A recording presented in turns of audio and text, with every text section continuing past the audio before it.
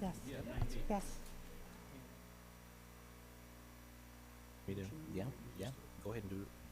I'd like a motion for item 9B. I'll move that the governing board accept the administration's recommendation for the principal at Desert Mountain School as.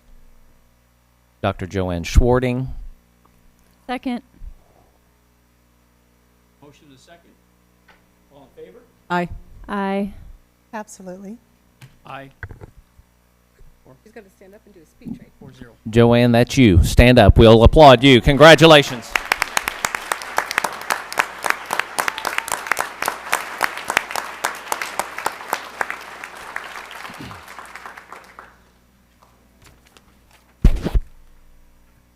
Okay, next we have awards and recognitions. So, board members, I'll move out front.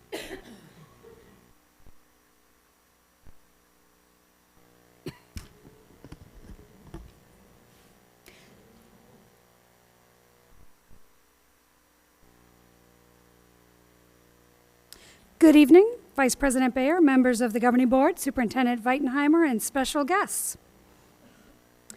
Each year, the Deer Valley Education Support Professional Association, or DVUSD, accepts student scholarship applications from all DVUSD members and their families. This year's scholarship recipient is Mountain Ridge High School senior Caleb Krabs, who will receive a $750 scholarship to the University of Arizona, where Caleb will enter the Aerospace Engineering program. Welcome to the podium, DVUSD President Steve Lund and Scholarship Committee Chair Joyce Cooley, who would like to share a few words about Caleb.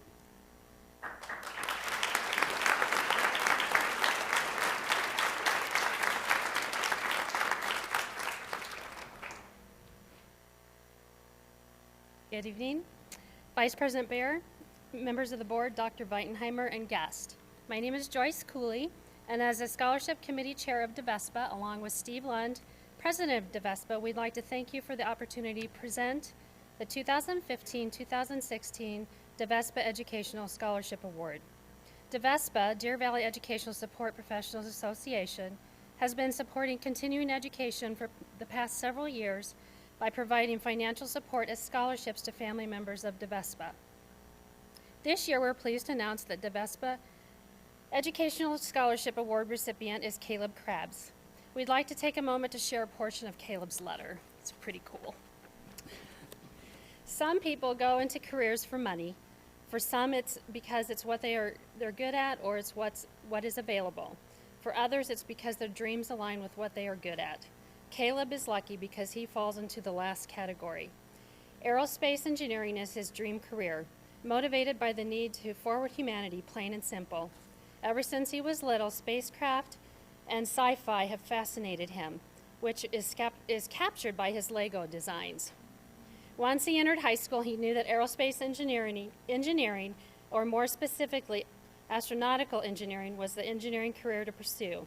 So he spent 4 years at Mountain Ridge High School, working, taking honors, dual enrollment, and AP classes, not only to get him to this point, but to advance himself into this career choice.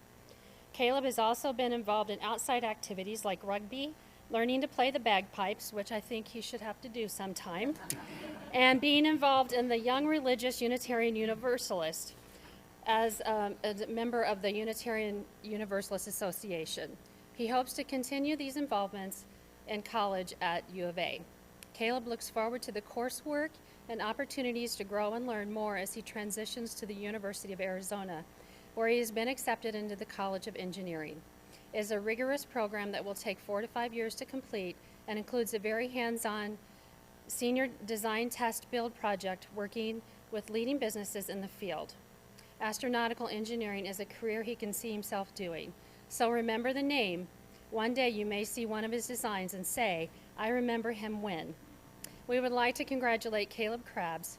Not only are you making your family proud, but as a graduate of Deer Valley Unified School District, you make us all proud. Caleb?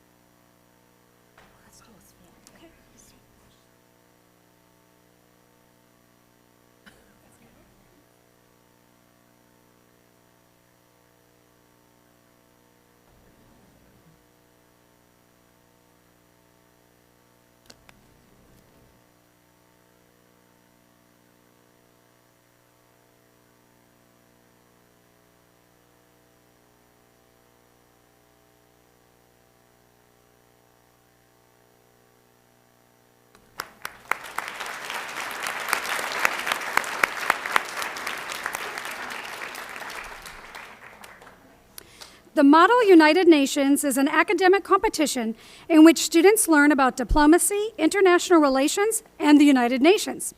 Model UN involves research, public speaking, debate, writing, critical thinking, teamwork, and leadership. At the recent Arizona Model UN annual conference at the University of Arizona, the Mountain Ridge High School Model United Nations Club earned Best School Delegation out of 20 schools represented. In addition, several students earned special recognition based on their extraordinary performances. Joseph Caravetta, Emily Chasen, Tyler Demers, and Shiv Shah were named Outstanding Experienced Delegate, and Liam McDonald earned Outstanding Position Paper. Congratulations to advisor Chris O'Brien and the Arizona Best School Delegation, Mountain Ridge High School Model United Nations Club.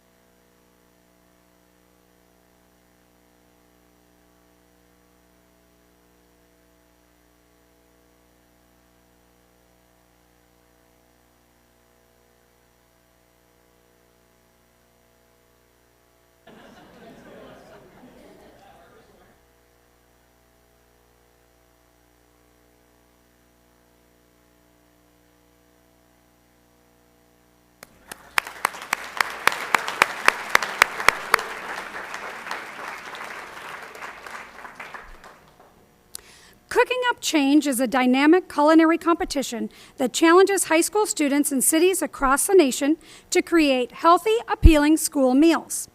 An esteemed panel of judges, including chefs, VIPs, and our very own superintendent, rated the meals on their taste. All of the school meals had to meet nutrition guidelines and budgetary constraints of about $1.50 per meal. Barry Goldwater High School seniors Leslie Rodriguez Mata and Alanja Knight won DVUSD's Cooking Up Change competition with their healthy menu of a taco burrito, sautéed green beans, and a PB and banana cup. Yes.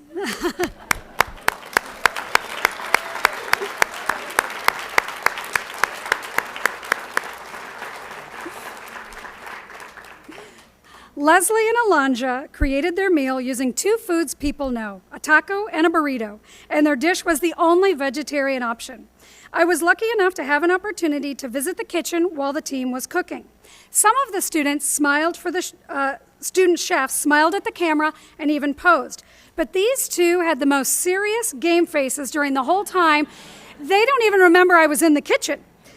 This is their appearance on Fox 10 when talking about their win and their free trip to Washington, D.C. to compete in the national finals and present their meals to Congress.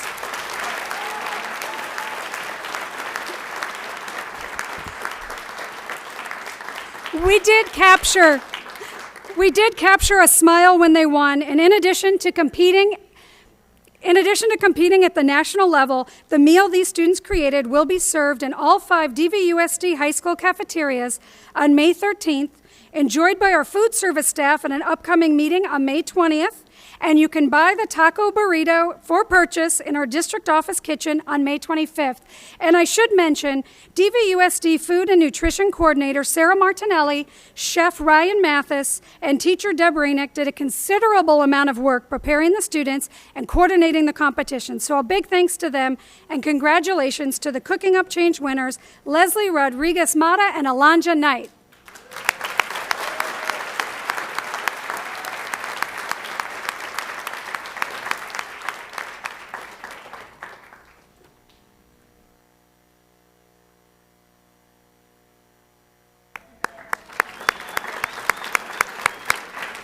We wish them well in D.C. Skills USA is a partnership of students, teachers, and industry professionals working together to ensure America has a skilled workforce. Culinary students, including Barry Goldwater sophomore Terry Hammonds, recently competed in both hot and cold food preparation and presentation. Contestants demonstrated their knowledge and skills through the production of a 4-course menu in a full-day competition. The contestants were rated on their organization, knife skills, cooking techniques, creative presentation, sanitation, and food safety techniques, and above all, the quality and flavor of their prepared items. Terry secured first place and will now compete this summer at the Skills USA National Competition in Louisville, Kentucky. Congratulations, Skills USA Culinary Arts State Champion, Terry Hammonds.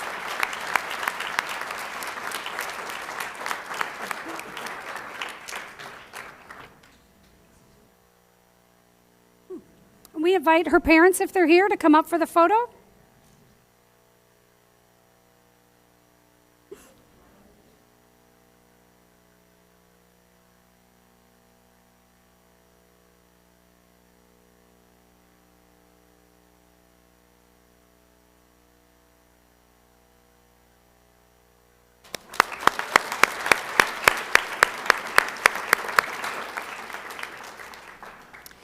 In the Skills USA Engineering Technologies event, a team of 3 students from Boulder Creek High School demonstrated their ability to design an innovative engineering project and present those ideas along with a display and live model.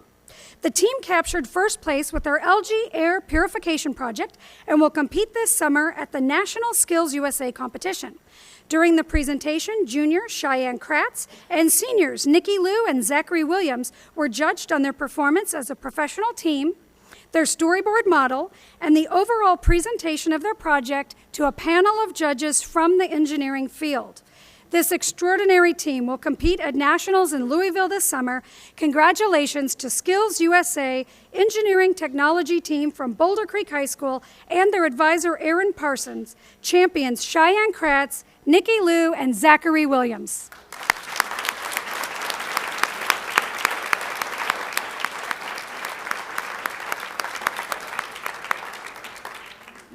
Are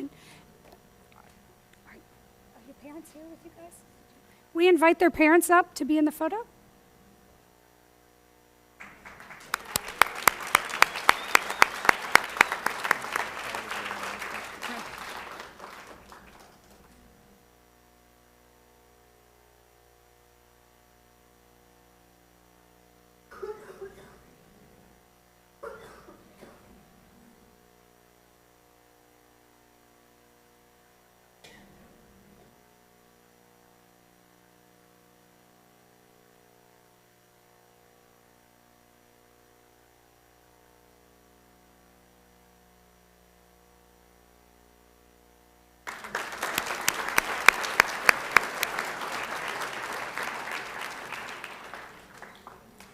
Family, Career, and Community Leaders of America, FCCLA, is a nonprofit organization that prepares students for careers in family and consumer sciences.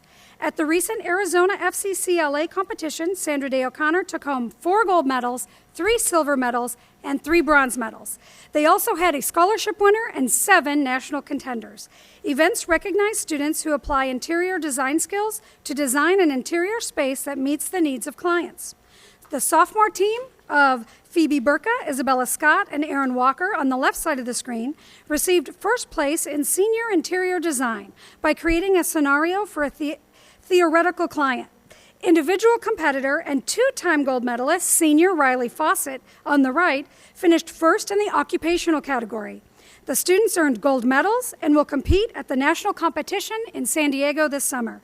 Congratulations to interior design instructor Lauren Feckenheier from Sandra Day O'Connor High School and her 4 interior design gold medalists, Phoebe Burka, Riley Fawcett, Isabella Scott, and Aaron Walker.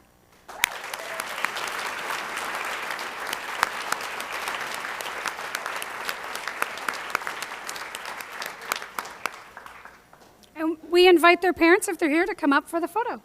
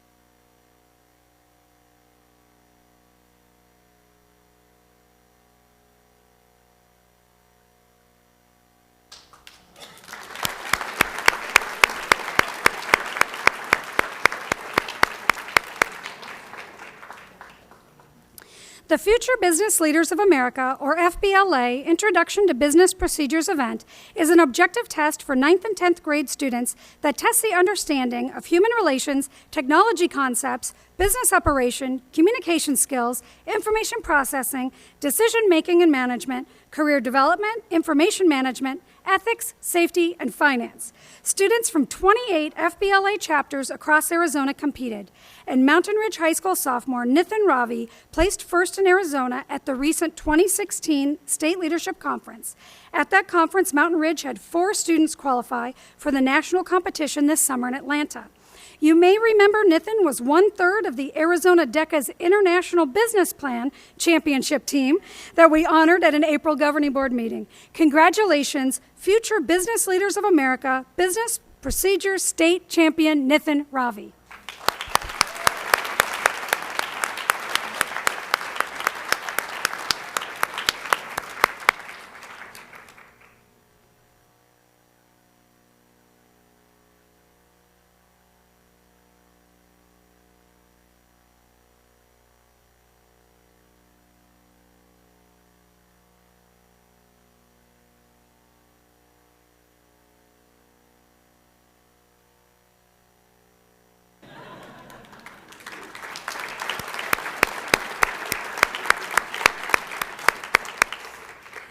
Our next honoree is a co-advisor for our previous honoree in FBLA and DECA.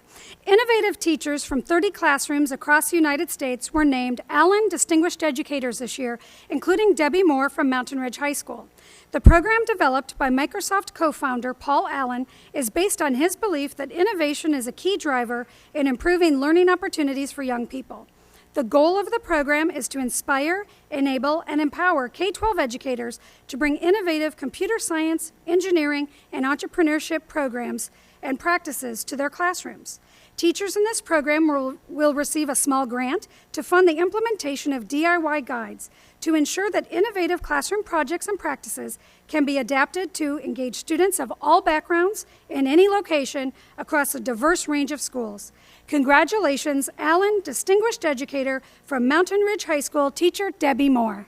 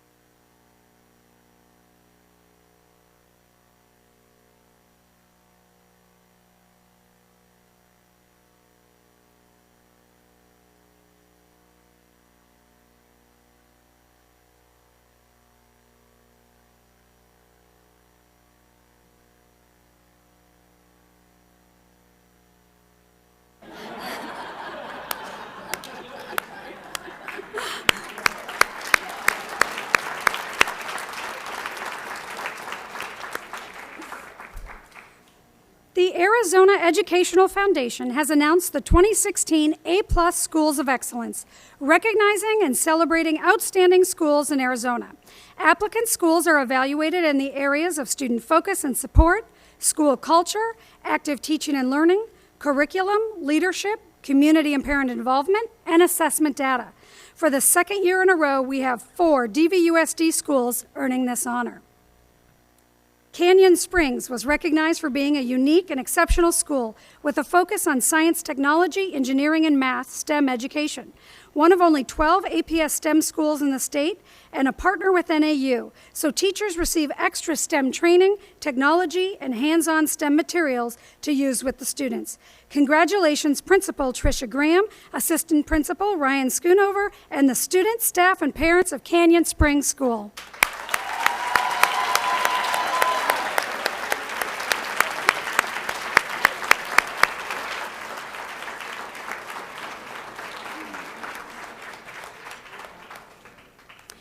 Gavilan Peak School was recognized for the ability to offer children various learning opportunities which aren't available in many Arizona schools.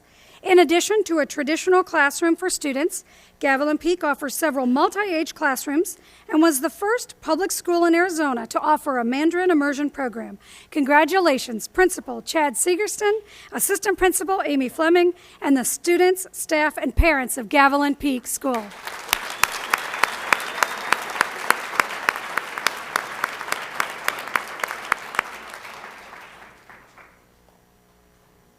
Legend Spring School was recognized for cultivating a purposeful community and for having 100% student engagement. A focus on technology helps highly skilled teachers who use evidence-based educational strategies. Student technology leaders, known as the Cyber Squad, I want to join, led the tours of Arizona Educational Foundation members during their A-plus visit. Congratulations, Principal Jennifer Miner, and the students and staff of Legend Springs.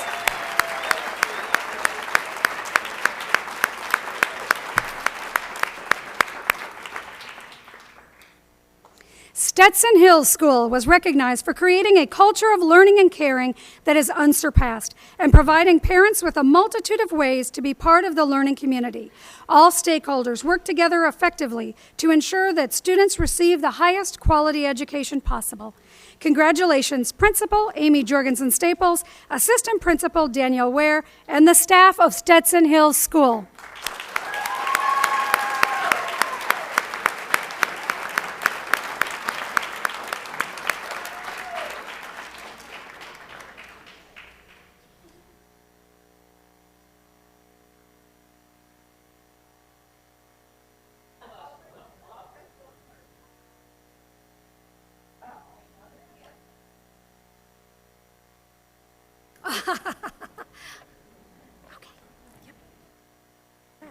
I'll have you flip it, read it, and when you're done, flip it. Oh, actually, I gotta read this first. Oh, got it.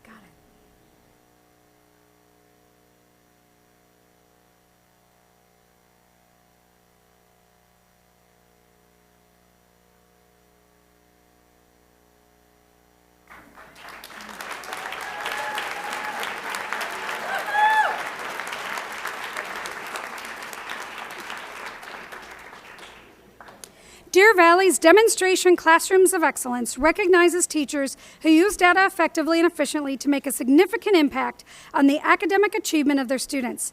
These extraordinary teachers will now be recognized by Mrs. Cheryl Paul, Director of Organizational Improvement. Thank you. Good evening, Vice President Baer, members of the Governing Board, Superintendent Weitenheimer, and distinguished guests. I'm honored to present our two newest Demonstration Classroom of Excellence recipients to you this evening. First, Mr. Tim Johnson, third grade teacher at Highland Lake School, transforms the four walls of his classroom into an adventure of learning. Hands-on experiences and real-world applications make the room come alive. The indoors becomes outdoors, and the data-driven decisions that coincide with the Demonstration Classroom of Excellence are a natural integration that match his teaching style. Mr. Johnson's true magic is in his dedication to students, attending to their social, emotional, academic, and intellectual needs. Whether it's his early morning open door to provide additional support for any and all who need it, or his time spent in the cafeteria, where he represents a very caring, sincere, loving adult. Mr. Johnson is a shining example of excellence. Please join me in congratulating Mr. Tim Johnson.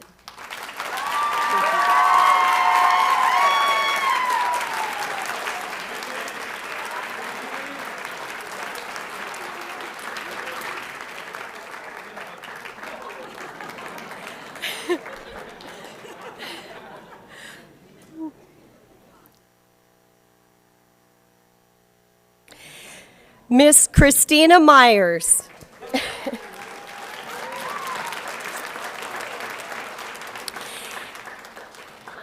It's a hoot to be in Miss Myers' classroom, where little owlets take ownership of their learning to a whole new level. The third graders in Miss Meyer's classroom at Copper Creek thrive in the structured environment while simultaneously spreading their wings through self-identifying strengths and setting goals that are meaningful to them, based on their own item analysis of formative assessments.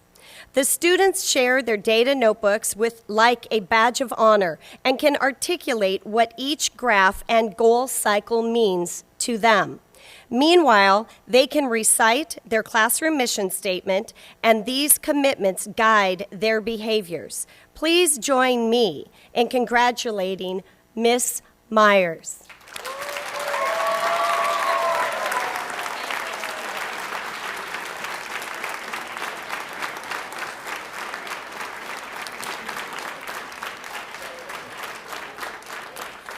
I would like to invite any parents and the principals and students to join us on the stage.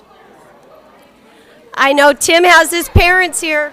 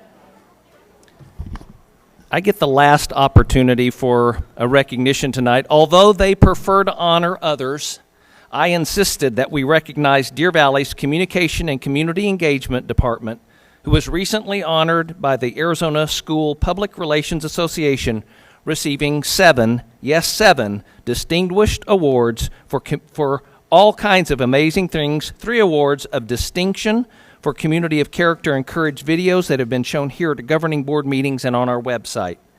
The team was also awarded 4 awards of excellence for community contributions to public education, the Principal's Appreciation Video, the Employee Internal Communications Campaign, which includes the Deer Valley Voice e-newsletter, and the anniversary cards that go out to every employee on the date of their hiring that they have me personally sign each card.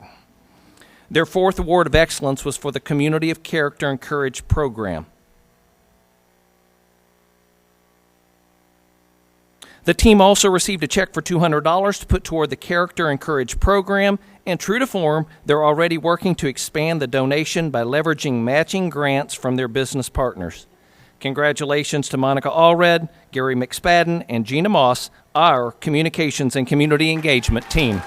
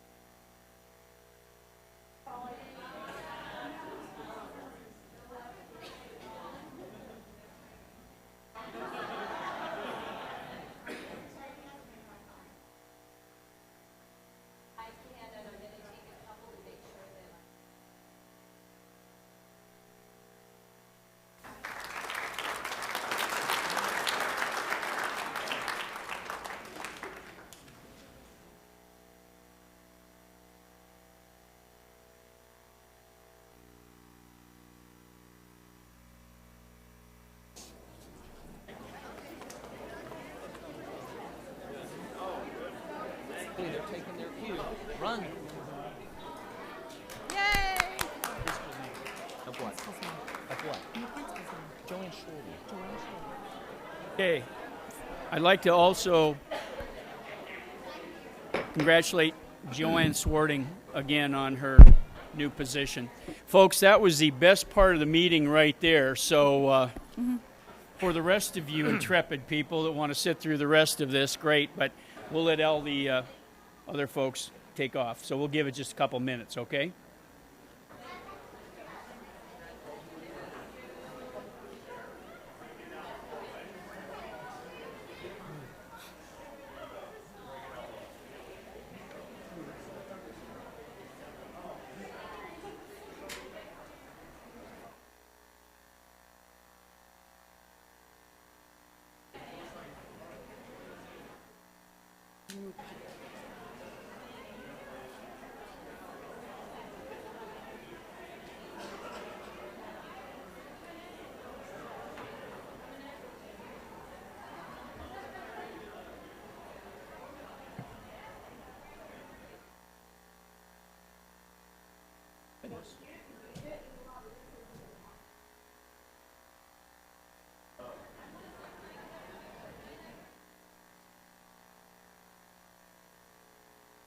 Okay, now for the rest of you brave folks, we're going to move on with the meeting.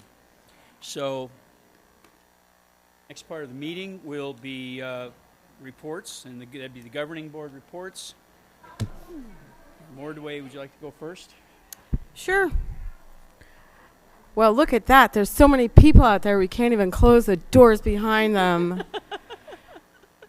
So anyway, all the proms are over, and I've seen many pictures from Goldwater to Boulder Creek and everyone in between. I believe everyone had a grand old time. So that's nice.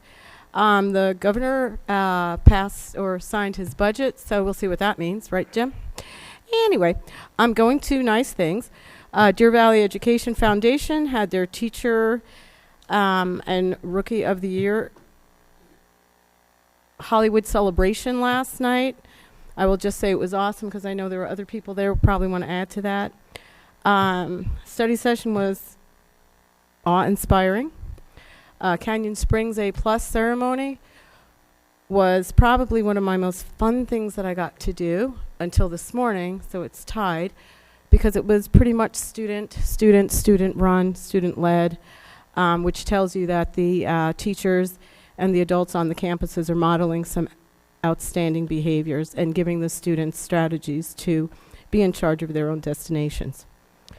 Been meeting with some parents interested in anything from 1, 2, 3 to calendar to, where are we going with standards, curriculum, and what kind of more awesome offerings are we going to have. So it's nice to talk about coding at Vista Peak. It's nice to talk about a lot of things. So this morning was what was that called, Ann? The official title at Mountain Shadows? Mountain Shadows The leader. Leadership Academy. The Leader and Me celebration, first one that they had, and it was so awesome. Ann and I actually lucked out to be in the Katy Perry group, and we had 3 awesome student ambassadors that took us around that school and kept us on a tight schedule. But it was the students that told us what they were doing and why they were there. And they know that they have, I think you unlock the genius in every student, right? And they're also kids at Hope School, so they know that they're all capable of success. So how awesome is it that everybody in this room can be a treasure hunter if they so choose to be? Thank you. Okay. And Mrs. O'Brien? Thank you, Mr. Bear. I would like to say that May is my favorite time of the year, and the only thing that makes me sad is that I have to be here tonight instead of at the Sandra Day O'Connor High School Jazz Band performance or the Boulder Creek and O'Connor boys volleyball game. So there are so many things to do at this time of year that are student-centered. What we did at Mountain Shadows this morning, Legend Springs A+ ceremony. It's amazing. I know I said it in my last board report, but I continue to be in awe by our teachers and staff and students. And I am so blessed to be a governing board member in this district. So thank you for all of that, and thank you for all that you do.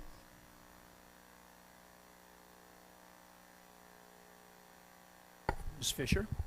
First, I want to thank the NST committee for all they did. Again, us going through the study session and last minute jumping in and doing all the work you did. I'd also like to thank my fellow board members for the work you do in helping to what little we could do to equalize the pay for our employees, and it's nice to be able to give them something, and I just want to thank everyone for their work. I'd also like to congratulate all of the Teachers of the Year and the Rookies of the Year from last night, and our national. I look forward to seeing them here in a future meeting. And I also want to thank someone who doesn't seem to get as much thank, Marie, and all the people who put it together. It's wonderful the efforts that you go through for our teachers and for our staff and for our district. I have a couple of requests. I want to request for future study sessions an item for boosters and PTSA policies, procedures, if there's an AMG, and any related policies such as employee interactions, things of that nature. And I also want to, for a study session, I'm guessing as well, budget committees, other committees, advisory committees, makeup, and policies relating to them. And that's my report. Thank you. Just a couple things real quick. The entire board was at the Teachers of the Year banquet last night, and that was absolutely fabulous. And I know they've heard it over and over, but congratulations to each and every one of those teachers that were selected as Teachers of the Year. And I certainly hope they go on to the state competition, and hopefully one of them will bring that title back to Deer Valley. That would be absolutely fabulous. Also like to pick up on what Ms. Fisher said.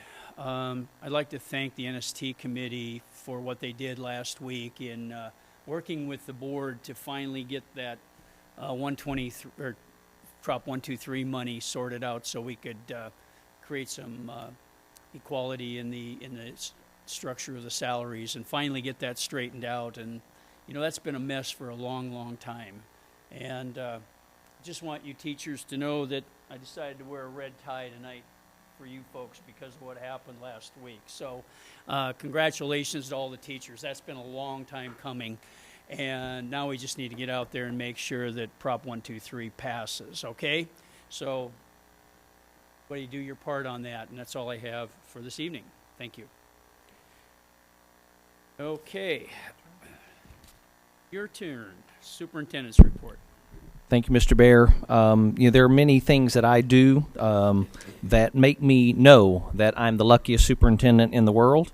And one of those near the top of that list is to work with Ms. Kenna Ho and the amazing students on the Superintendent Student Advisory Council. They do incredible things, and just a few of them are here tonight representing the group of 40 to tell you about their year and what they experienced and what they learned and what they did with what they learned. So they bless my my day once a month, and so I want to welcome Megan Montano, Autumn Webb, Logan Ellsworth, Taya Beatty, Thomas O'Brien, and Dylan Erb to talk to you tonight. So hi guys, welcome. Hi. Okay, hi everyone, I'm Megan Montano. I'm a senior at Mountain Ridge High School, and I'm one of the members representing the Superintendent Student Advisory Council.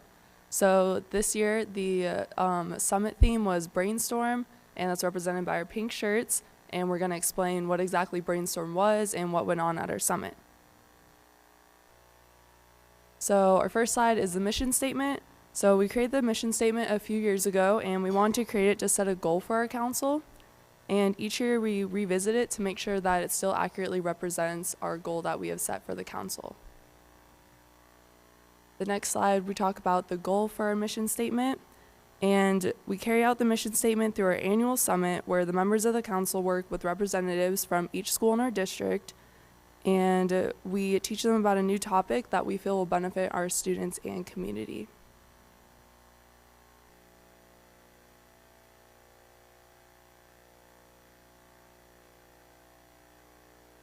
Hi, I'm Autumn Webb. I'm a freshman at San Jose O'Connor High School.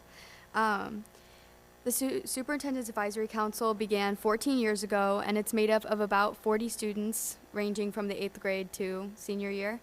And we research and we select an annual service learning project that involves all DVUSD schools or the summit. And we meet once a month, twice in January, and we work on the summit and we work on other district-wide issues.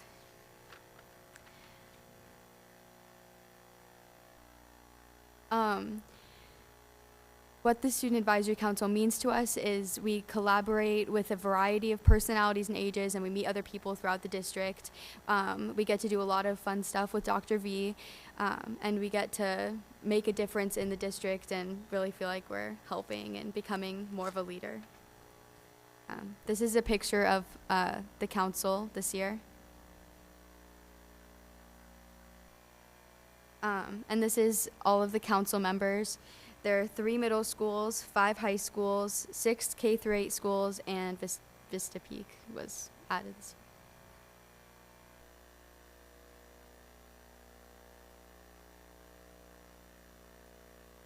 Hi, my name's Logan Ellsworth, and I'm an 8th grader from Anthem School. So at the beginning of the summit, we had Sherilyn Molyneux speak from Barrow's Neurological Institute. She talked about brain plasticity, which is the continuous reorganization of the brain. Ms. Molyneux also gave pictures and diagrams about brain plasticity and went into further detail.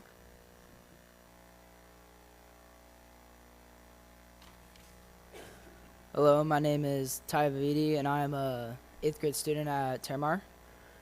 The theme for this year's summit, which you guys already know, is Brainstorm. The students spent the day exploring various aspects of the brain. We had a keynote speaker kickstart the event. The council has been working on the summit since September of 2015 to create interactive activities and engaging presentations that address topics such as mental health, the function of the brain, and how illusions trick the brain. The goal of the summit was to teach the attending students about the brain and give them the tools to take what they learned back to their schools and community. The summit was held on Thursday, February 25th at Barry Goldwater High School. All right, and then there was 7 elementary stations in the summit. There was brain anatomy, perception, deception, illusions, brain chain, which is where 2 council members explain good and bad foods and activities for the brain, and emotional intelligence, where we explained how our emotions work, and we showed Inside Out movie clips.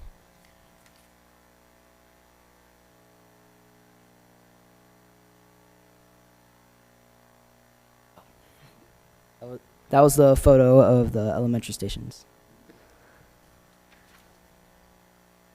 Hello, my name is Thomas O'Brien. I'm a junior at San Jose O'Connor High School. These are pictures from the high school booths during the summit. Typically the way it works is we have a high school section and an elementary section.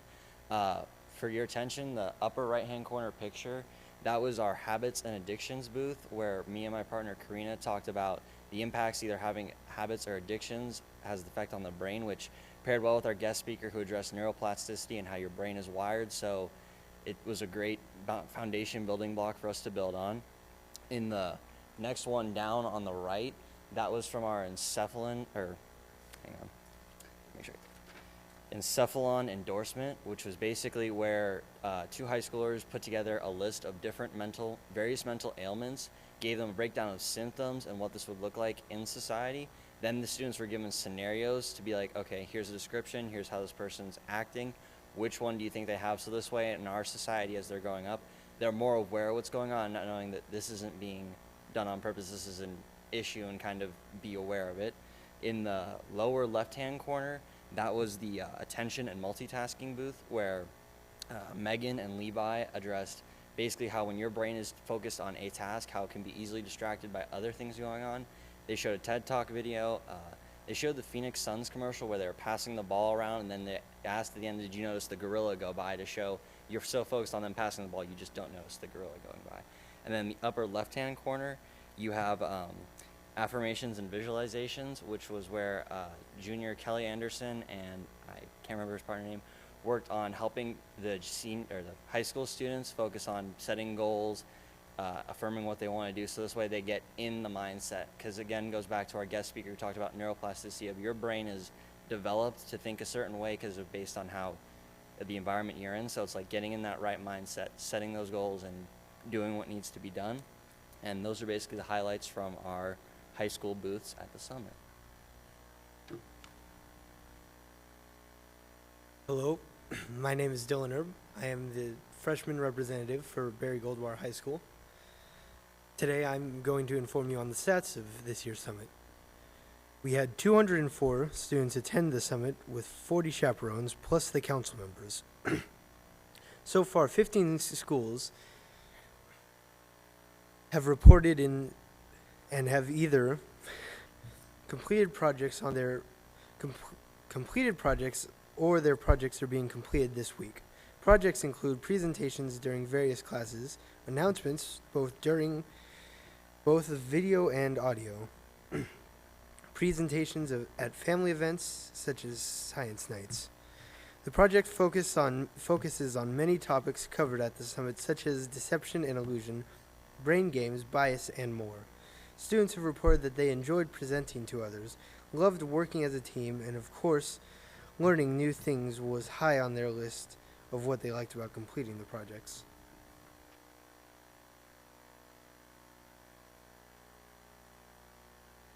And we'd like to thank Dr. V, Ms. Howe, board members, the administrators, and the students.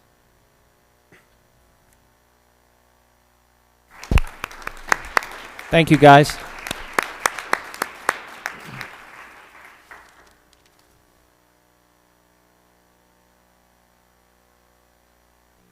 Thank you.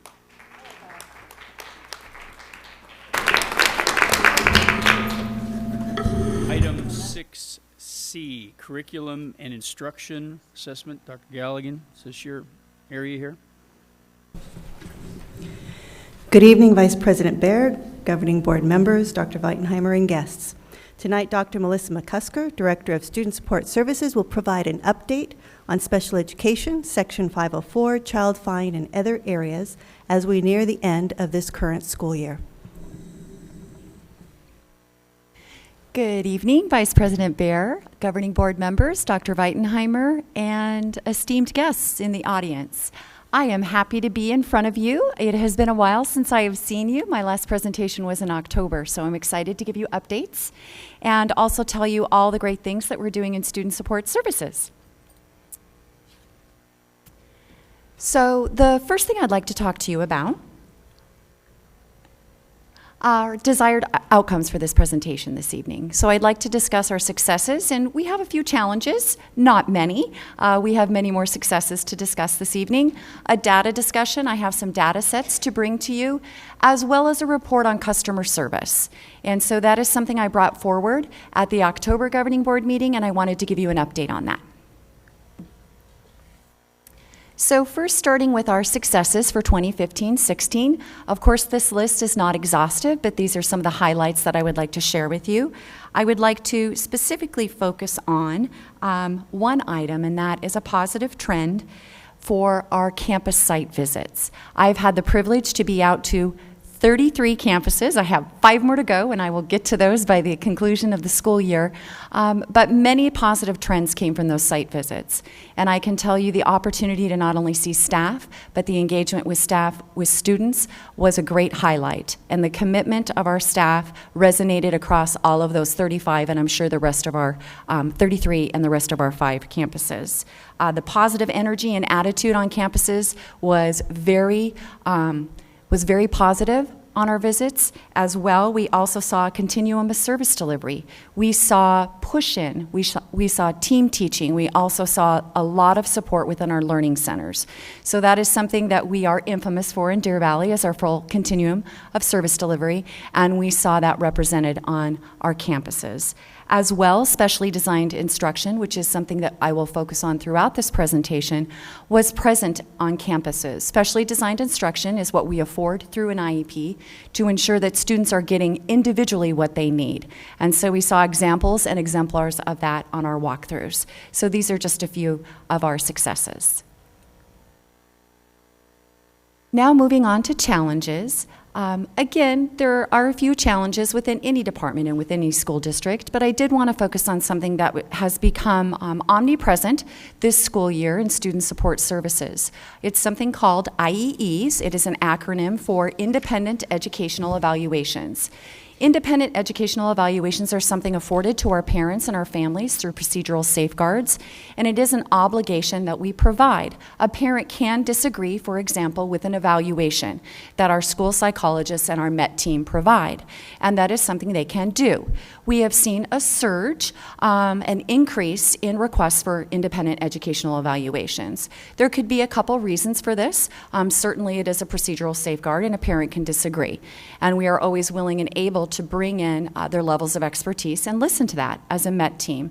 But there was a recent letter from OSEP last year that provided some guidance to parents and communities as well as school districts. OSEP is the national governing body that guides what I do, and it's the Office of Special Education Programming. And what OSEP, the letter to OSEP, provided was that a parent could disagree with findings that a school district had not even evaluated in. For example, a parent could say, you know, I know you evaluated in these specific areas, but I also would like a speech-language evaluation. Even if the school district had not done that, the letter and guidance from OSEP is stating that a parent can also request that in an IEE. So we're getting requests for evaluations that we haven't yet had the opportunity to complete. What we are trying to do is provide an opportunity to our parents and families to say, allow the school district first to evaluate in that area, and then certainly you can disagree. But we have seen a surge in that.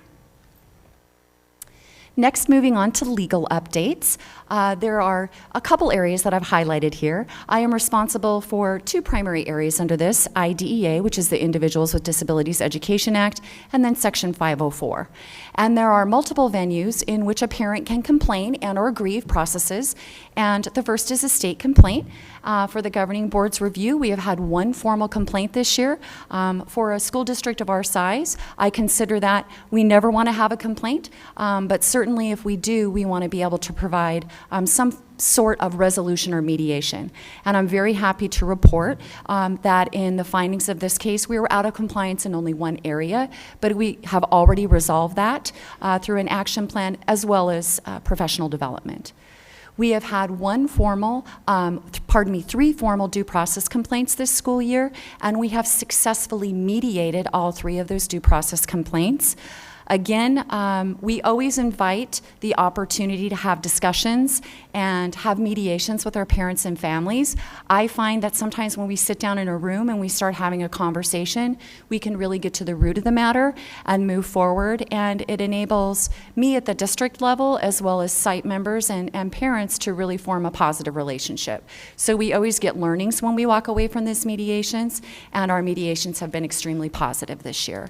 Section 504, we had one complaint early on in the school year, and this was also resolved through a mediation agreement. So for the governing board's consideration, we have resolved all of our formal complaints this year through mediations, and I find that a huge success for our district. Child Find and Developmental Preschool. I also have the awesome responsibility of providing support to developmental preschool and Child Find through IDEA. We are obligated through Child Find to locate, identify, and evaluate all students under the age of 3, and if we find them eligible for preschool service delivery, we need to ensure that they get that and they're in by 3. So some really positive stats that I wanted to point out to you. We've provided a multitude of preschool screening dates this school year, but we have had over 276 staff members that have participated in the preschool screening process. And so some of those are duplicated counts, but they're certainly represented by our occupational therapists, our speech language pathologists, our preschool teachers, our school psychologists, our audiologists. We have had an amazing support from our professionals and experts in this area. And the ultimate goal and everything that we want to do in special education, the sooner we get children in special ed, in by 3, as the verbiage is, the sooner we can provide early intervention and get those supports in place for our students to be successful in their childhood career. All right, so I wanted to do a daily snapshot. Again, this is certainly not exhaustive, but this gives you an idea of what can happen in the dailiness of the Student Support Services Office. I did want to focus specifically on some of the responsibilities that we have, and primarily we look at, if you would look at the second bullet point, we provide triage support for very critical cases in our office. We have an opportunity not only to work with our campuses, but also with our families. And we are always very hopeful through customer service, as you will see in the following slides, that we are able to provide guidance and support for our families, and also route them back to the school site for that support. Customer service. If you remember in my previous presentation in the fall in October, I wanted to showcase some data sets from our customer surveys, and our customers are our parents and our students. So some highlights that I'd like to share with you are some of the survey results. As you can see, this was based on a Likert scale, 1 being not good, and 5 being excellent or outstanding. I just highlighted some of these specific areas. One of the items that I'd like to highlight is the information was presented to me in terms I fully understand. And we looked at multiple areas for this within the evaluation as well as the IEP, and you can see that our parents resoundingly said they really felt the information was presented in a clear manner and that they understood it. This was based on survey results of over 1,121 surveys that have been submitted from all 38 of our campuses. So this is a really nice sample size to look at data. Some other departmental data to share with you. We have 3,993 active IEPs in our school district, and this is inclusive of our preschool. And soon you will be hearing another presentation following mine that will talk about all the wonders of preschool. And I will tell you that we are very appreciative to have them as a part of our special ed population. We also have 1,060 active Section 504 plans. And this year we've also completed 2,021 initial and reevaluations. So when you look at the magnitude and the numbers of all of the services we provide and what we do in our office, I think it is pretty awesome that we provide all of these services to students. And when you really look at the magnitude of our district with 38 campuses, we're doing this with 2 administrators at the Student Support Services office level. Professional development, I wanted to highlight all the wonderful professional development opportunities we've provided this year in student support services. The one that I'd really like to focus on is Mindful Mondays. Mindful Mondays is where we provide professional development as support to our brand new special ed teachers to Deer Valley and brand new to the profession. And so this is our opportunity to really focus on support for them through specially designed instruction, which we saw glimpses of on our campus walkthroughs, as well really looking at the emotional support of our teachers. When you're a baby teacher, you really need a touchstone and you need someone to reach out to. And as you know, we no longer have a special education mentor, so we really wanted to focus on this and provide additional support and be that touchstone for our new special ed teachers. And I also wanted to showcase an opportunity that we had this year to redevelop an existing job description. You will know it as an intervention specialist. And we had a work group, and we utilized some existing data as well as some stakeholder information to rewrite the current job description. It is now called a special education strategist. The special education strategist position was based again upon data. We had some existing vacancies as we started this school year. year. And then we also had some intervention specialists that left the position during the school year. And so I was tasked with really figuring out how not only do we keep our existing amazing special education strategists, but how do we recruit incoming special education strategists. So we formed a work group with stakeholders, and we really feel that the new job description not only redefines and supports the great support that our intervention specialists, our special education strategists are providing for our special ed teachers, but we're hopeful it will recruit and retain our existing staff members. Do you have any questions? I feel like I spoke very quickly. Questions from the board?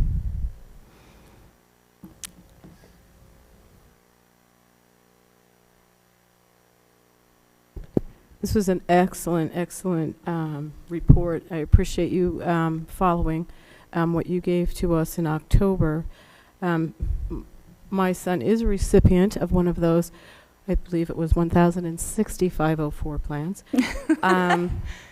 So I have great respect for the special ed department, because you guys have truly done a great job, and I know that you're continually working on doing it better, so I appreciate you.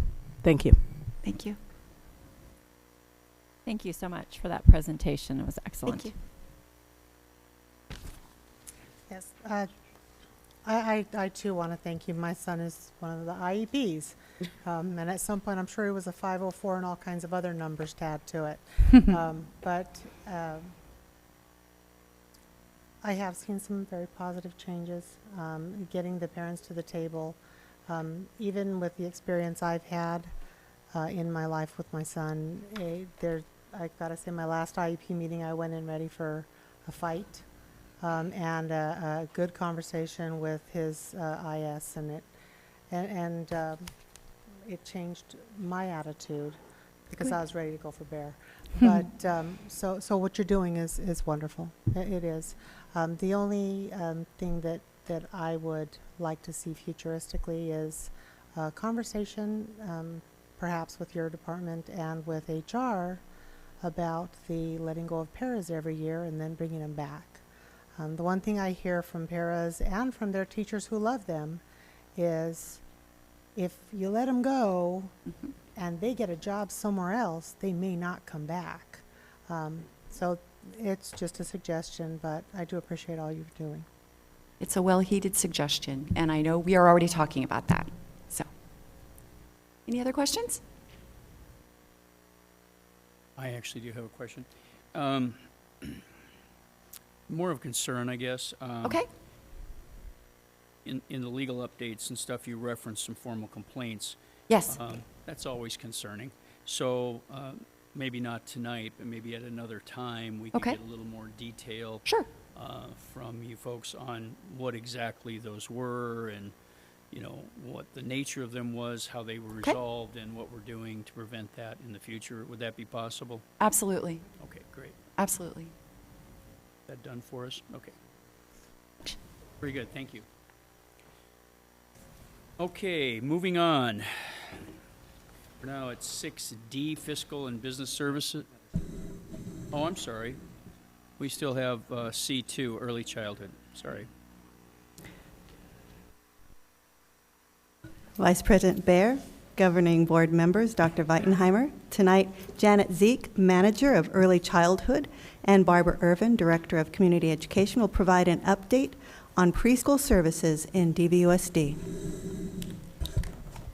Vice President Baer, Governing Board members, Dr. Weitenheimer, and distinguished guests, it is our honor to present to you the DVUSD Early Childhood Update.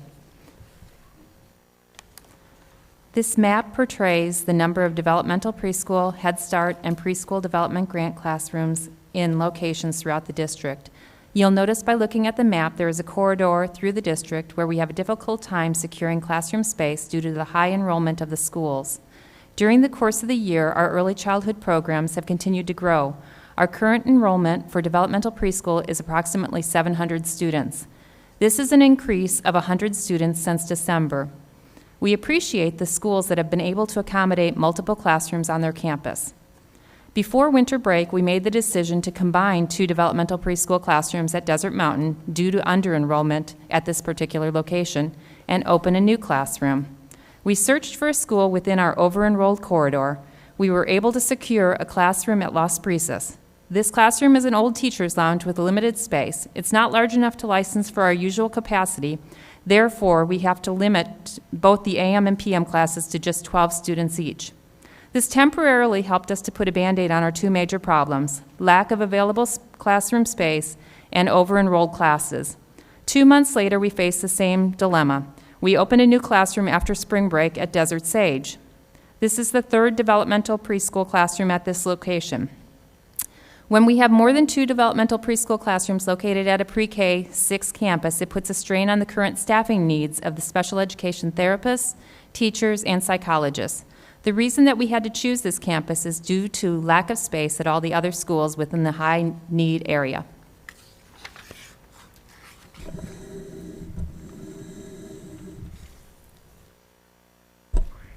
This map portrays the number of community education preschool classes in locations throughout the district. Whenever possible, it is in the best interest of our community education preschool students with IEPs to be located on a campus with developmental preschool. This ensures a seamless transition from one classroom to the other, as developmental preschool is a half-day program and many of our families require a full-day preschool experience. This prevents the student from having to be bused from one location to the next. This also allows for the teachers to work together to meet the needs of the student. With close to 900 students between these 3 programs, space is always a concern. In the past 4 years, our early childhood programs, including community education preschool, have been bumped off campuses 7 times. The ramifications of being removed from a campus include licensing fees, costs involved in moving technology, and costs involved in tear down and setup of a classroom. Currently, one of our Head Start programs is being relocated due to lack of space at the current school. Once this program moves, the situation will leave our youngest learners without a sink or a bathroom in their classroom. It makes it very difficult to prepare snacks and meals, potty-train children, promote healthy habits such as hand washing and toothbrushing. Many times we were asked to move within the campus due to the principal needing the kindergarten classroom. This is another concern that we and our youngest learners face on a regular basis.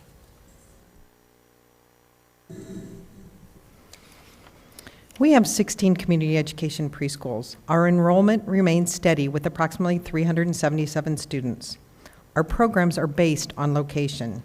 To continue growth and expansion of tuition-based preschool programs, they need to be placed where there is a high concentration of young and growing families. One of the areas identified would be in the corridor of the high-enrolled schools. Our Deer Valley Family Resource Center serves birth to 5 population. We had 2 classrooms dedicated at Desert Sage to the Resource Center. Due to the growth of developmental preschool in March, we had to downsize to 1 classroom. Child Find is a process to locate, identify, and evaluate all children with disabilities. We hold 12 Child Find screenings throughout the year. Looking at the first graph, you will see that in 2013, we screened a total of 609 children. In 2014, we screened 745 children. And in 2015, we screened 790 children.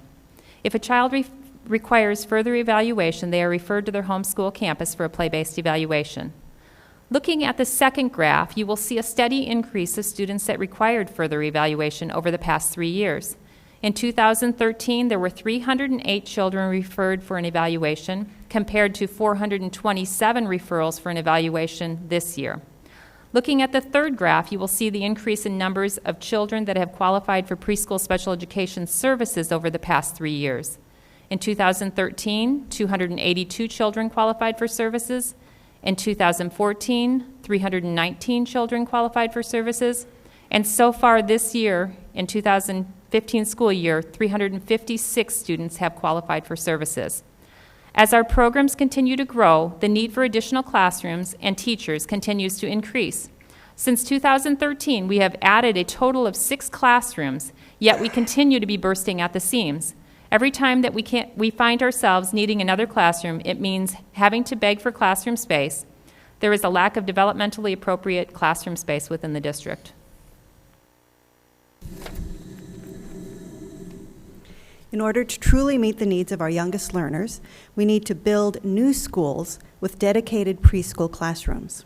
In the meantime, serious consideration should be given to the early childhood centers that were proposed and presented to the Building Capacity and Usage Committee earlier this school year. We actually meet with the BCUC tomorrow evening to get the situational analysis summary and consideration report from the subcommittee. We will be able to be at that meeting tomorrow to answer any questions that may arise regarding our facility needs for our youngest learners in early childhood. Thank you for your continued support of early childhood in Deer Valley.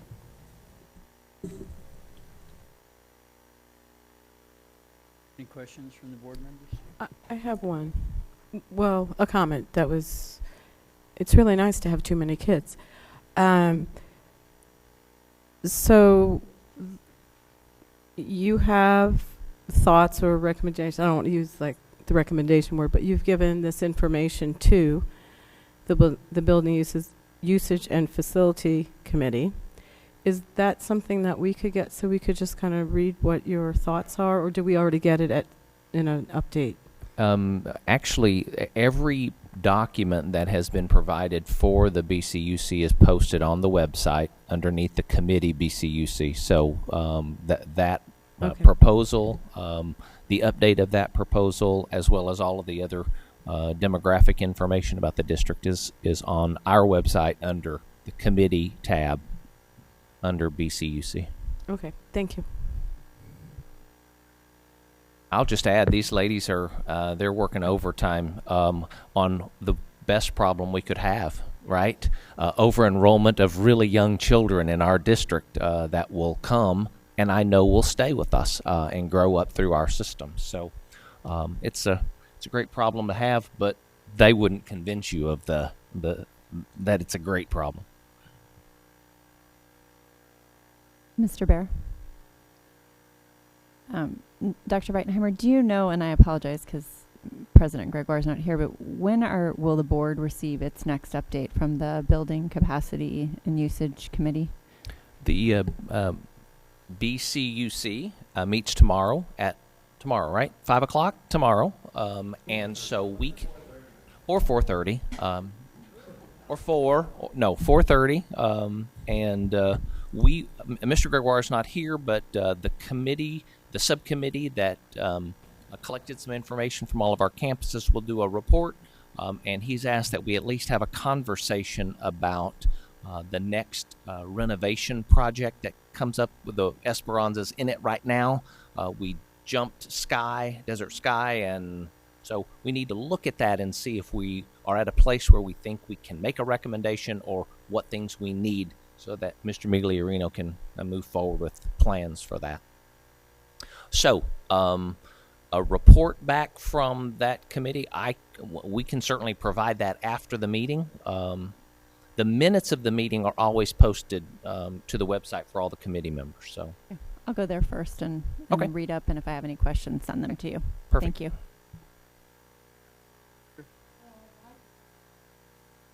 Thanks, Ann. I have one other question. When you were, and it's probably in the documents, so I'm probably overstepping by saying it, but when you were talking about the campuses and bringing the students and having lack of buildings, was there a consideration given for using the modular units at each site as a designated? Was that considered at all? Modular units, do we have them? Vice President Bear, Ms. Fisher, we don't have modular units at every site. We are using modular units at a few of our sites.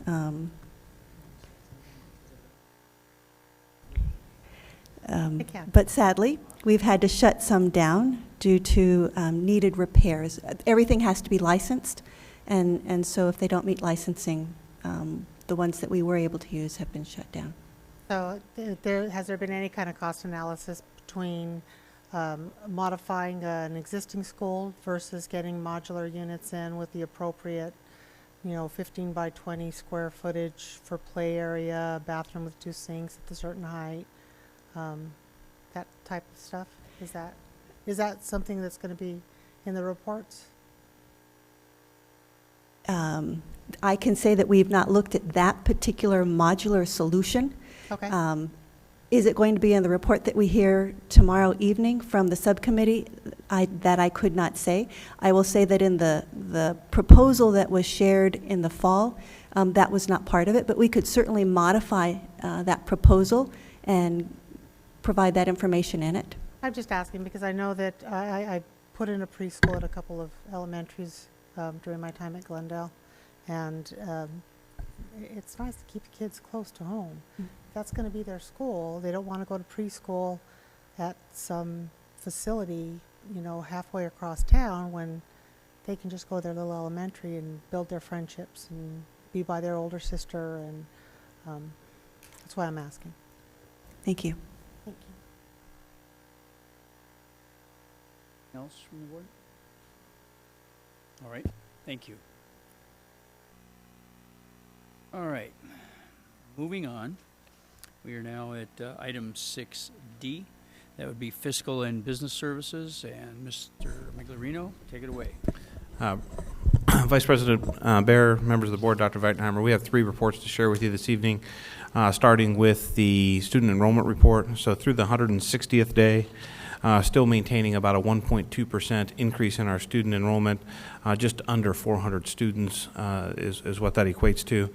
And I'd be happy to answer any questions that you might have regarding the student enrollment report.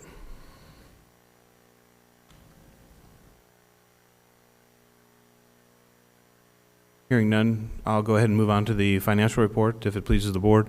For April of 2015, we've done the hearing, so I'm going to say that we're not totally out of order here, but we have provided in the April report the information that will include the budget revision that's a later agenda item on this later in this meeting, but it is showing a projected carry forward amount of our M&O of just over $1.2 million for reference purposes at the end of March. So month over month, we were up about $800,000, which ironically is about the amount that I previously stated we will be including as the budget revision. So we were $400,000 at the end of March, $1.2 million for the month of April. Year over year, we're down just a little bit, which is a different trend than we've seen. So April 2015, we were at $1.5 million or $1.5 million compared to the $1.2 million. So we do have some. We are counting on that amount to increase in order to balance next year's budget, but we will certainly bring that forward for the board's consideration when we look at the proposed budget. I'd be happy to answer any questions regarding the April financial reports.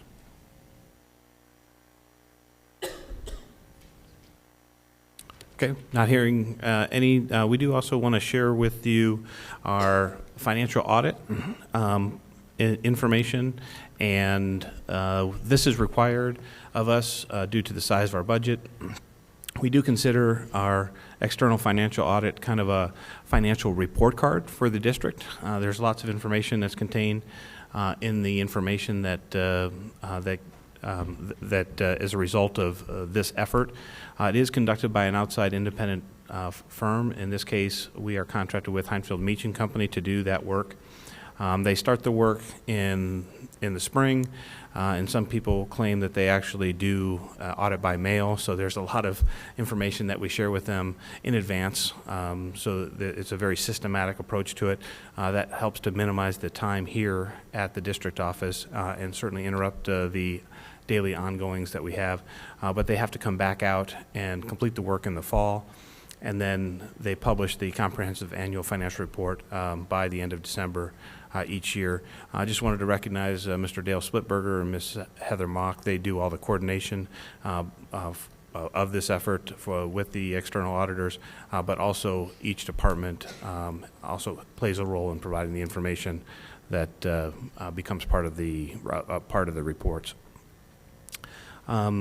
Just kind of an overarching comment. The opinion basically says that we are in compliance with the requirements that we have, but there are some findings. We don't see findings as a bad thing. We see that this is a way for us to continually improve, so we're constantly looking at our processes and making improvements. And quite frankly, we believe that the auditors are obligated to find some things as part of their effort as well.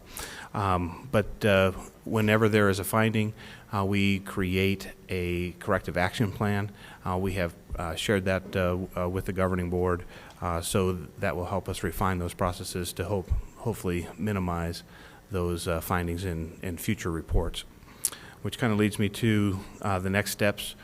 So we do actually take a look at the specifics of each finding, so not just the general information that will be found in the actual finding itself, but what was specific to that particular transaction, if you will. We also look to make sure that and compare those to any prior year findings. We're looking for patterns or themes that would be an alert for us to include in the corrective action plan to make sure that we're accounting for all of that. And as a result of all that work, we do end up with a comprehensive annual financial report. We refer to it, affectionately refer to it as our CAFR, a single audit reporting package, and then the Uniform System of Financial Record, or USFR questionnaire. And that document has the actual findings in the appendix. We do publish our CAFR. It is available on our Budget 411 website, so it's not there. It's not only there for this year; it's posted for previous years as well. So we go through this process annually. This is just the external audit. In addition to this, with Ms. Mock's work, we do an internal audit, and we take the information that we learn from the external audit and we update what processes that she goes through, what things she's looking for when she's doing the internal audit for our departments and schools. So we previously provided the information, the detailed information of all these reports to the governing board, and we'd be happy to go over them in more detail if you so choose, but some of them are rather lengthy, so we didn't want to get into that detail this evening, but I'd be happy to answer any questions the board might have. Any questions from the board for Mr. Migliorino? I'm horrible about turning that thing on. Actually, I just have two. In the two areas that have the majority of the findings, has there been any changes in systems or staff or something that may explain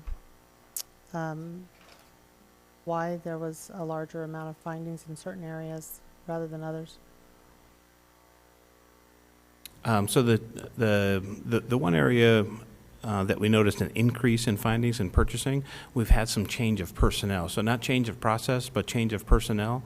And there's always a little bit of a learning curve when we have changes of that in that regard.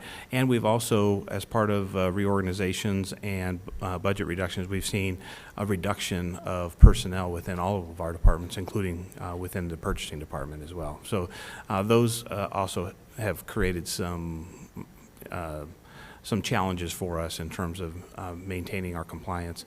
Student attendance, although that was the next highest category, having 5 findings, some of those are very minor in nature, and they are not repeat findings, so we're able to address those as we move forward. But we are finding that we're seeing consistently somewhere between 3 and 5 findings a year within student attendance, because they're testing. The USFR requires them to test a certain number of records, and those tests are done at different sites. So they're not going back to the same school year over year. So what we're finding is that we might find something and be able to correct it at a particular school because they understand the magnitude as they go through the process, and will implement processes and procedures district-wide as a result of that, but it's not until they actually experience the actual external audit process themselves where they realize the importance of the compliance issues that we are required to follow. Thank you. Okay, any other questions from the board? All right, thank you, Mr. Migliorino. Moving on to 7, old business. There is no old business on the agenda tonight, so we'll move to number 8, the consent agenda. Looking for motion.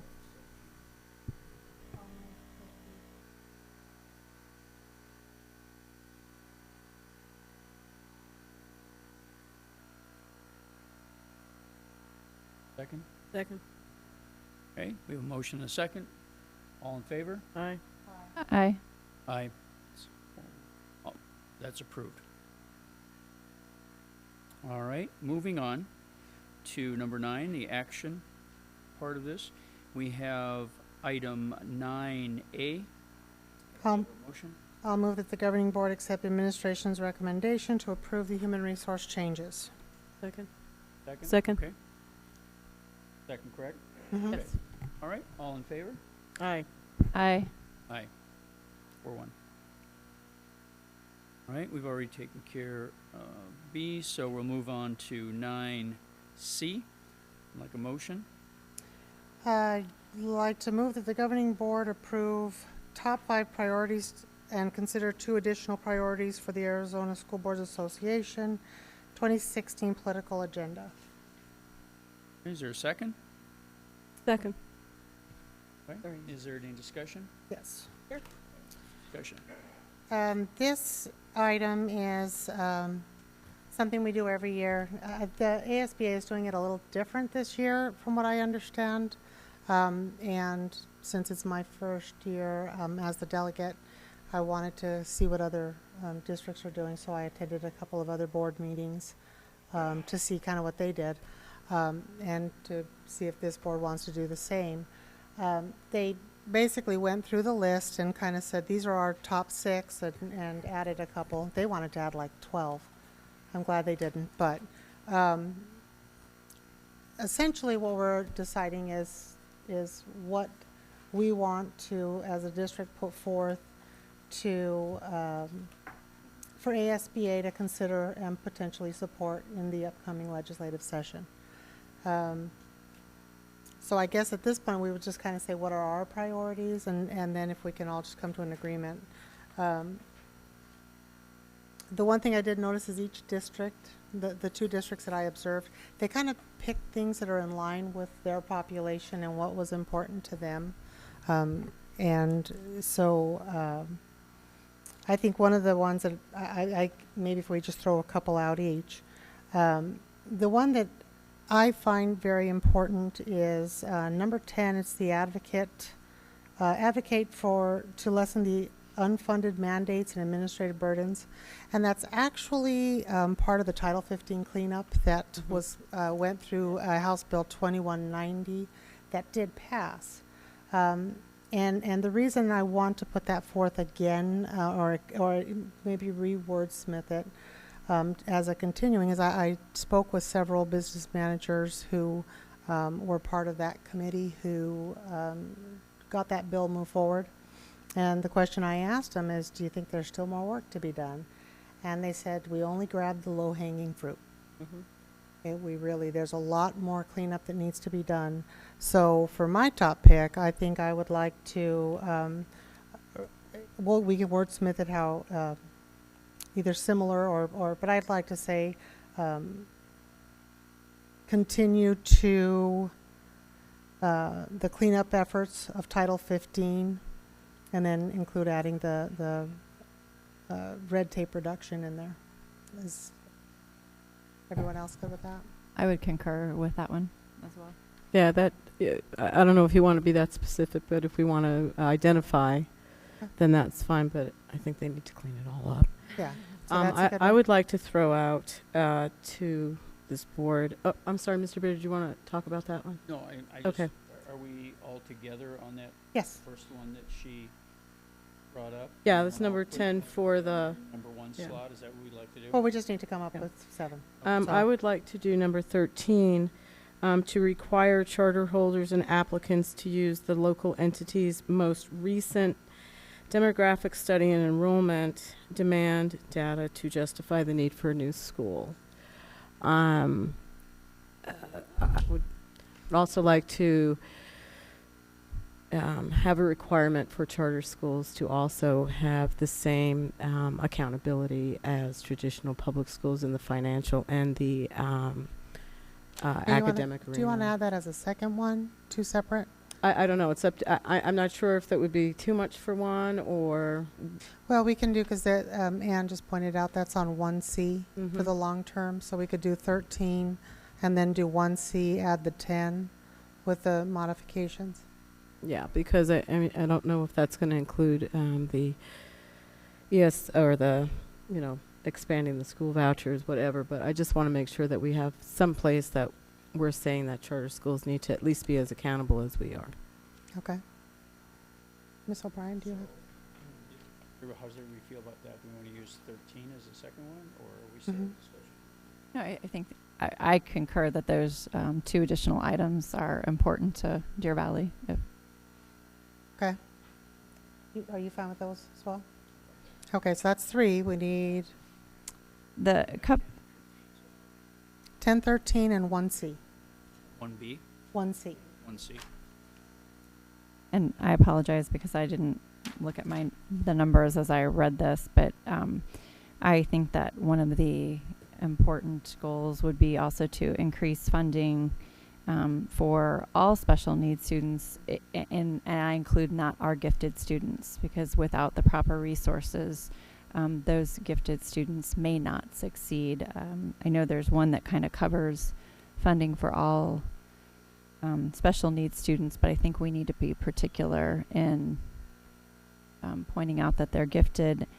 Do you want me to just go and wordsmith something to add those, the gifted and then send that forward? Sure. You want to read it before I send it? Okay. Okay. And then my other item was to increase the age for mandatory attendance. So I hope there aren't any students left in the room, but... So 8. Yeah, is that... Yes, Yeah, number increase the 8. compensatory. 10, Yes. 13, 1C, and what's the other ones we have? We're going 8. to do 13, 10, 8, 1C, and then I'm going to wordsmith one. I'll see if I can find one and add gifted and special education funding. Okay, so 10, 13, 1C. Mm-hmm. We're going to wordsmith one because I don't think there's one currently on there. Not specific, just Not to gifted specific. students. It'll It'll be be an additional one of the one. 2 additional, so it'll be a gifted and special needs. So basically funding all of our.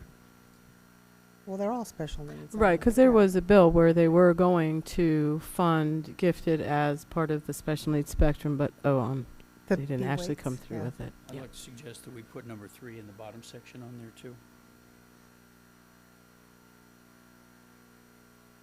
That was done in the last legislative session. The CTE and JTED cuts. Is that the one you're talking about? That was already repealed. It has been accomplished. Already Yeah, got that one's Yep. done. Yeah. No, they That one's passed a done. bill this session.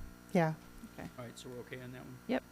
I mean, if you want, we could throw something in to increase JTED I was going to funding. say, exactly. I mean, we can Yeah. add. We could 'cause add we to can- increase JT. Yeah, absolutely. We can This To change- we can continually modify that. increase it. Okay. Do you like to do that? Yeah, that's great. That's a great program. We don't want to lose that one since we're pretty well invested in that. Well, it'd be awesome if they went and funded it from freshman year so they could actually take a 4-year program. Yeah, a full program. Yeah. Okay, so we have 1, 2, 3, 4, 5, 6. Do y'all want one more? Or are you happy? Do we have room for One local more. control? I think isn't there one already on there? It's local control. Mhm. Number 2 of the long-term focus talks about that. We can put that one forward also. Ron, are you fine with that one? Which one? Under the top long-term goals, you're going to talk about number 2. Number Are 2? you fine with number 2? Yeah, I'm good with that one. Okay. Anything else? Anyone else? We just, sorry, this is a technical thing, but we need to amend our motion to be 2017 legislative or political agenda because the 2016 one just ended. So Try those all together. You want to make that amendment? Yeah. if you flip the page. Well, it's the full- actually, we're going to have to, because we're looking at this. Right, but this is what we're voting to submit to them, is that it'll be for the 2017 political agenda. Vice President Baer, Mrs. Fisher, I believe that they're just wanting us to reaffirm their 2016 political agenda. They're going to then meet and build the 2017. Correct. So they want us to reaffirm these. So Correct. the 2016 is the correct term. That's why we're looking at the 2016 priorities, and then we're going to add our 2, and we're going Right. to send them, and then the legislative committee, there's 40 members will meet, Right. and they then shake it narrow out it and down see. before the delegates. Correct. I just thought we were voting as a board to say that these are our 2017 political agenda. The 2016 one has already been voted on and was what they used to go from January till just recently.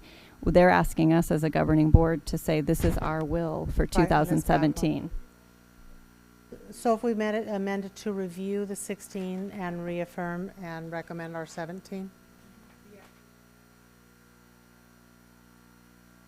Okay, But since we have local control, we can make it what we want. that's right, but just limit it because. Just saying it. Okay. Ann, do you want to make the amendment? I move to amend the motion to read that the governing board approve the top 5 priorities and consider 2 additional priorities from the Arizona School Board Association's 2016 political agenda for our 2017 committee consideration. I'll second that. Okay, motion and a second. Do we need discussion? I think we're good, correct? Are we ready? I'm good. Okay, Mhm. let's call the vote.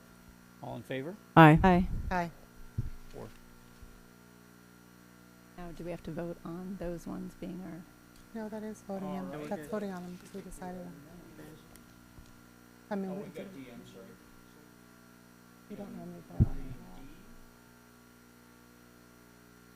Item D, a motion from the floor. I'm so moved. Oh, you want? Sorry.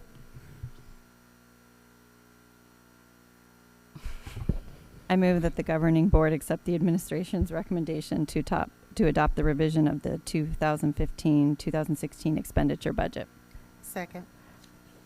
Okay, motion and second. Any discussion? That's what he presented earlier. I'm good. Good. All right. All in favor? Aye. Aye. Aye. Aye. 4-0. Okay. Item 10A, it's a preview item. Vice President Baer, members of the board, Dr. Weitenheimer. This evening is the annual review of the fee schedule for rental of DVUSD facilities. It is our recommendation that rental fees remain the same for the 2016-17 school year. There would be no changes from this current year. However, per our high school's request, it has been determined that our high school stadiums will not be available for use by outside community during the fall semester due to overseeding and heavy use of those stadium fields anyway, and that there would be limited use in the spring semester. That would be the only change that is being recommended. This is a preview item for you this evening, and we'll bring it back as an action item at the next board meeting. Thank you. All right, thank you. We'll have Mr. some Baer. discussion on that, I'm sure. Oh, I have a question. Sorry. Question, go ahead. Yeah, how much revenue might we lose by limiting the use of our high school fields in the fall or not at all in the fall and limiting them in the summer or spring? Sorry. Vice President Baer, Ms. O'Brien, actually very little. We can take a look at what could have been brought in this past fall and provide that for you all so that you can have something to compare. Okay, thank you. Thank you. Anyone else have a question on this?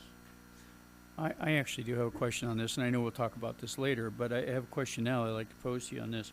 So, the way I understand this, the high school fields, and tell me if I'm wrong, high school football fields would not be available for any other organization to use during the fall semester? Vice President Baer, that would be the stadium fields, the practice fields on our high schools, as they would be also on our middle schools and K-8s, would be available for outside community rental. It is simply our stadium fields that would not be available for outside rent in the fall.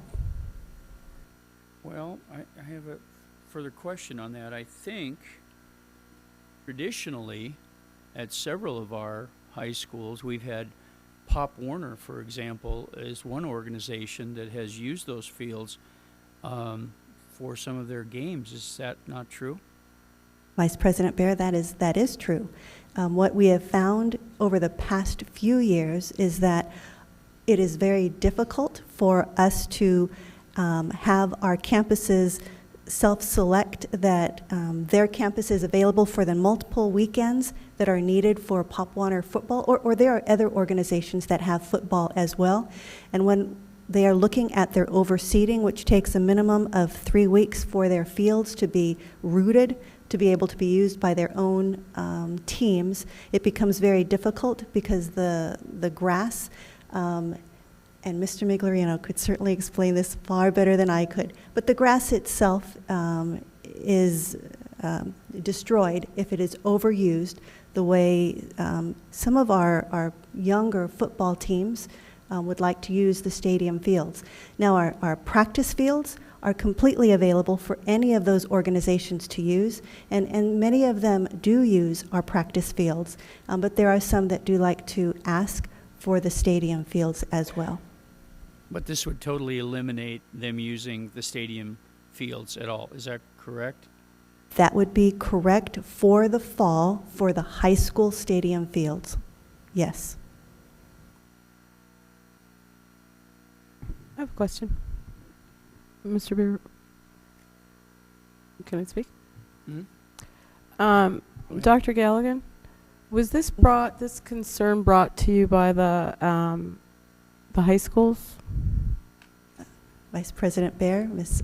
Ordway, yes. This was a concern brought to us by our high schools, the administrators, the coaches, the athletic directors, and we have had this request multiple times in the past, and it just became this past fall a concern because of the overseeding and the request of some of our outside organizations to use for multiple weeks in the fall for their outside organization.